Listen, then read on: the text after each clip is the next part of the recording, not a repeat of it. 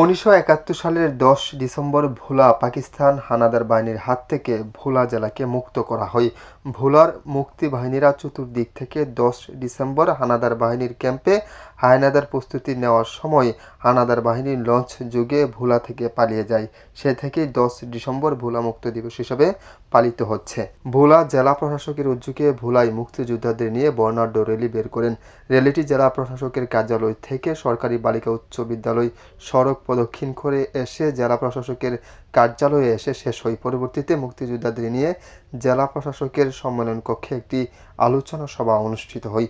উক্ত আলোচনা সভায় মুক্তিযোদ্ধারা তাদের স্মৃতিচারণ করেন। এতে সভাপতিত্ব করেন ভোলা জেলা প্রশাসক মোহাম্মদ আজাদ জাহান। বিশেষ অতিথি হিসেবে উপস্থিত ছিলেন ভোলা জেলা পুলিশ সুপার শফিকুল হক, উপজেলা নির্বাহী কর্মকর্তা সজল চন্দ্র শীল, উপজেলা স্বাস্থ্য ও পরিবার পরিকল্পনা কর্মকর্তা ডাক্তার মনিরুজ্জামান। শহীদ বীর মুক্তিযোদ্ধাদের স্মরণে 1 মিনিট নীরবতা পালন করা হয়। পবিত্র কোরআন তেলাওয়াত করে বীর মুক্তিযোদ্ধা হাজী আবুল কাশেম বক্তব্য রাখেন। বীর মুক্তিযোদ্ধা সাবেক ভোলা পৌরসভার মেয়র মোহাম্মদ শফিউর রহমান কিরণ, বীর মুক্তিযোদ্ধা আমিনুল ইসলাম, সাবেক উপজেলা কমান্ডার বীর মুক্তিযোদ্ধা মাহফুজুর রহমান, সাবেক জেলা কমান্ডার বীর মুক্তিযোদ্ধা শাহজাহান, শহীদ মাওলানা আব্দুল সুবহানের পুত্র হুমায়ুন কবির, বীর মুক্তিযোদ্ধা শাহজাহান।